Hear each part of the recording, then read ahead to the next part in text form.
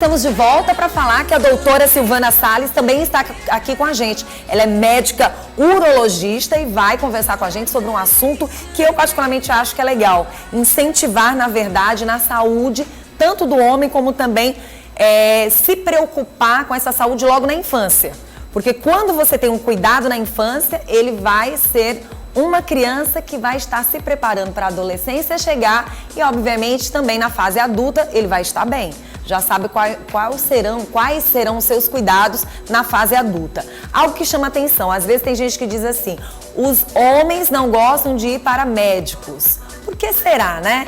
As meninas sempre são incentivadas logo desde cedo. E às vezes os meninos, as mães demoram, né, para falar sobre o assunto, às vezes nem falam.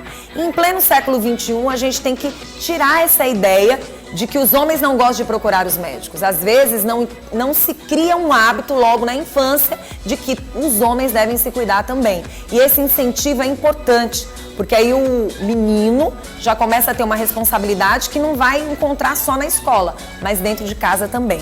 E hoje ela aceitou o nosso convite de estar aqui no estúdio para conversar com a gente e a gente agradece pela presença dela. Tudo bem?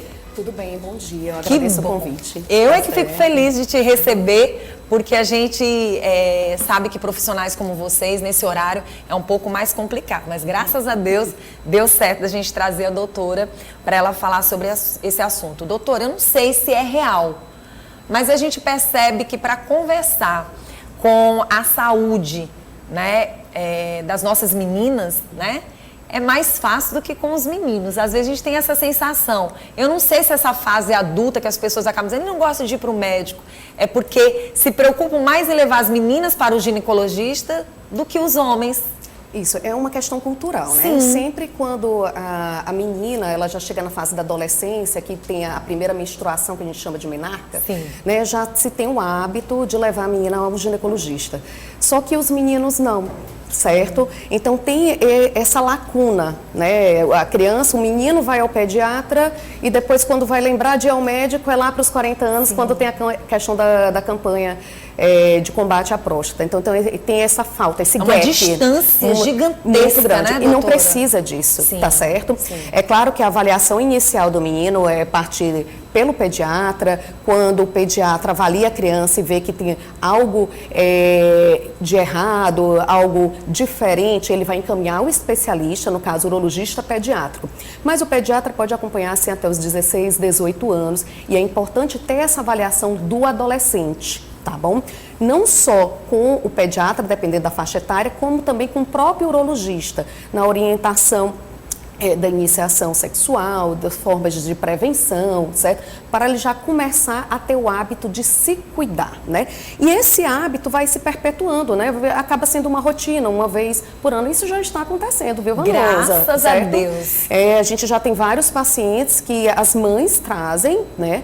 E eles vêm anualmente e eles já criam esse hábito, não chegam para bate a nossa porta só aos 40 anos, não, tá bom? Eles já estão indo antes, né? Isso é fundamental. Uma visão que a gente tem que passar para as demais pessoas e que é legal, que é interessante. Eu acho que de tanto bater nessa tecla de que o homem tem que se cuidar, ficou extremamente interessante, porque tem um assunto que entra muito na cabeça, principalmente das mães, que é a fimose. Sim.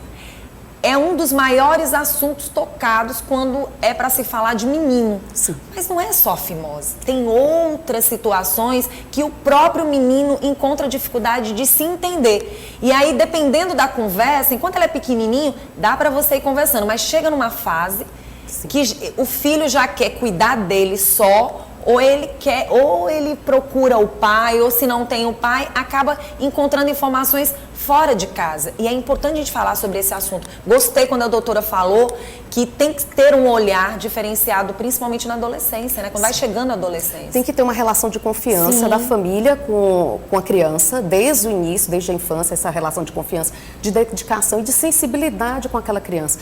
Isso vai crescendo no âmbito familiar e na adolescência vai ser mais fácil isso. E caso haja alguma dúvida, o pai e a mãe têm alguma dificuldade em abordar aquele assunto com o adolescente, pode conversar, levar o urologista pediátrico, vai estar lá acompanhado o de menor, né, vai estar acompanhado com o seu responsável, tá certo? E a gente vai tirar todas as dúvidas, tá certo? Vou falando por mim, tá, né? Que eu acho que quando a gente dá o nosso exemplo, fica mais fácil da gente bater esse papo. Sim.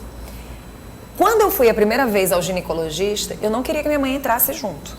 Eu estava tímida, né? Quando eu fui para ginecologista. Foi a primeira consulta. Eu estava extremamente tímida. E não queria de jeito nenhum que mamãe entrasse. E aí a gente imagina que para o menino, muitas vezes, também existe essa timidez. Mais ainda, não mãe, não, pode deixar, dependendo da idade. E eu acho interessante porque quando é para a mãe conversar com o filho, às vezes não é o filho que está tão desinformado, às vezes é a mãe. Sim. E eu acho que isso é importante para a gente chamar a atenção daquela mãe, né? Como ela deve conversar, se ela tem dúvida. Na verdade, ela é quem tem que ser a pessoa mais informada para quando o filho vier buscar quiser fazer determinadas perguntas, a mãe não se assustar. E naquele momento ela poder levar a informação correta. Isso acontece, doutor? Demais. É importante saber que a criança está crescendo, sim, né? E visualizar isso, né? Que cada fase da vida existem as doenças mais prevalentes, sim, e os pais têm que estar realmente antenados nisso, né? Eles têm que perceber que nessa fase da adolescência vão ter um maior desenvolvimento dos órgãos sexuais, tá certo? Vão ter a explosão hormonal, né? Então eles vão ter que conversar sobre esse assunto com os adolescentes, tá? E, lógico, tendo alguma dificuldade, alguma inibição, que também é uma questão, sim, cultural, sim, isso, pode sim procurar urologista, tá? Para poder conversar melhor, tentar abordar de uma forma, sim, mais natural, já criando essa relação de confiança. Uma consulta até antecipada, sim, ao filho, né? Sim. Você pode ir já... E já explicar, porque o adolescente hoje em dia normalmente tem acesso ao celular, aos aplicativos. Então, vão para o Google, vão para vários sites de busca, né? E acabam, às vezes, tendo informações não verídicas. Sim. Tá bom?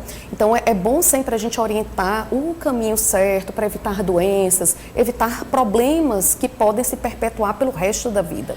Doutora, como é que a gente já pode incentivar essa criança na infância, de uma certa forma, a entender bem mais o quanto é importante ele também visitar o urologista, para entender que não é só no momento que ele está sentindo algo que a gente vai para o médico? Certo. Quando na infância, o principal é a questão do pediatra, certo? Tem as consultas, né, periódicas com o pediatra, ele identificando algo diferente, encaminha ao urologista, certo, tá certo? Mas já percebendo, por exemplo, como você citou o exemplo da questão da fimose, viu que não está... está permanecendo a fimose, ou está na dúvida se a criança tem realmente fimose ou se é um excesso de pele na região, pode sim agendar com o urologista pediátrico e conversar com ele para poder tirar essa dúvida, tá certo? Quais são, assim, além da fimose, outros tipos de situações, sim, que acontecem com este jovem? Pronto, não só a fimose, quando o testículo não desce para o saco escrotal, tá certo? Também é um outro problema bastante frequente que já é visto logo após o nascimento. Quando a criança também tem algum problema de micção, que urina demais, que acorda muitas vezes à noite, quando já faz xixi na cama, que tem a fase de fazer o xixi na cama que a gente chama de enurese, mas já passou dos 5 anos e mantém isso, ou então na adolescência, ou então recuperou e voltou a ter isso novamente. E também o sintoma da dor. Né? É muito importante avaliar a questão da dor. A criança poder tentar, às vezes, expressar a dor, ele não vai entender direito, né? E o pai ou a mãe, ou então juntamente com o médico, tentar analisar isso daí. Se é uma dor na região peniana, se é uma dor principalmente no saco escrotal, né? Porque já seria uma urgência urológica, que a gente chama de escroto agudo, tá? Já é uma urgência, já teria realmente que ir para a urgência para poder avaliar. Então, a dor é um sinal muito importante para tudo, né? Então, a dor na região da genitália masculina ou na barriguinha, né? Ele tem que ter essa relação de confiança com os pais, né? Para eles poderem levar ao profissional adequado.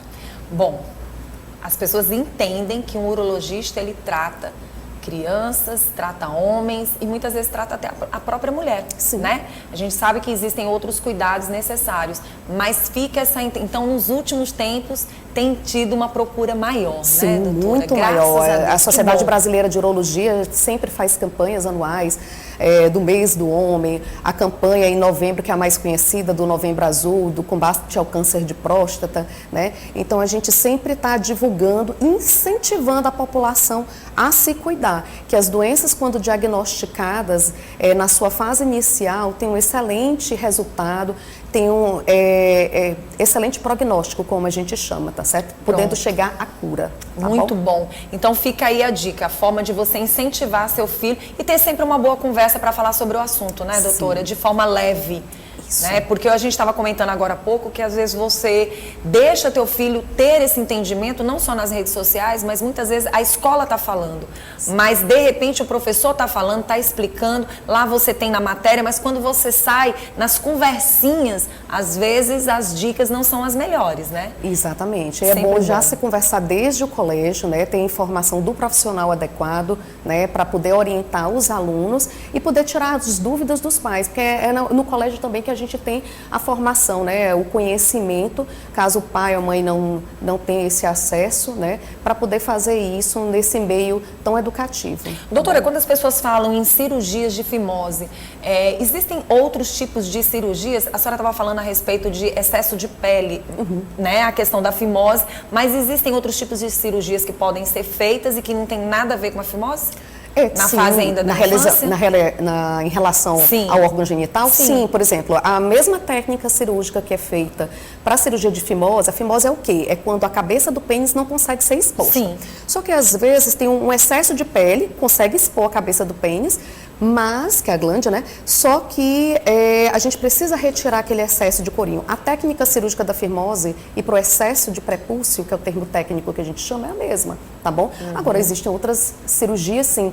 Existem alterações congênitas que podem acontecer do canalzinho de sair o xixi, não ser na posição habitual, ser em outra área, né? Então, isso o pediatra já pode identificar desde o início, desde a primeira consulta, né? E já encaminhar ao urologista pediátrico para poder fazer e traçar as correções necessárias. Doutora, tá bom? Muito obrigada pela sua presença. Muito bom a gente falar sobre esse assunto de forma tão clara. Incentivar os pais, incentivar as mães, mães que são pães, que estão em casa aí sozinhas com seus filhos, encontram essa necessidade, né? Elas precisam desse cuidado todo especial e a doutora passou essas excelentes informações para você que está assistindo o nosso programa. Converse mais com seu filho, sente com ele, procura entender quais são as suas dificuldades. Às vezes é tão fácil você resolver através de uma conversa boa, né, doutora? Sim. Esclarecimento, informação é tudo. Verdade. E informação adequada. Então, procure o profissional. Nem tudo estão nas redes sociais, tá certo? Então, procure o profissional adequado. Tenha o esclarecimento, sinta a confiança nele, tá certo? Para poder ter acessibilidade e poder chegar ao diagnóstico correto. Doutora, tá bom? Muito obrigada, viu? Olha, o Instagram dela vai aparecer aí na telinha. Quem quiser, então, entrar em contato, quiser mais informações, pode visitar o Instagram dela também. E ela vai falar o Instagram também para quem está ouvindo a gente agora, né? Certo. Hashtag, @ né? doutora Silvana Salles. Muito obrigada, tá? Foi um prazer lhe trazer aqui. Tá bom, eu que agradeço o convite, estamos à disposição.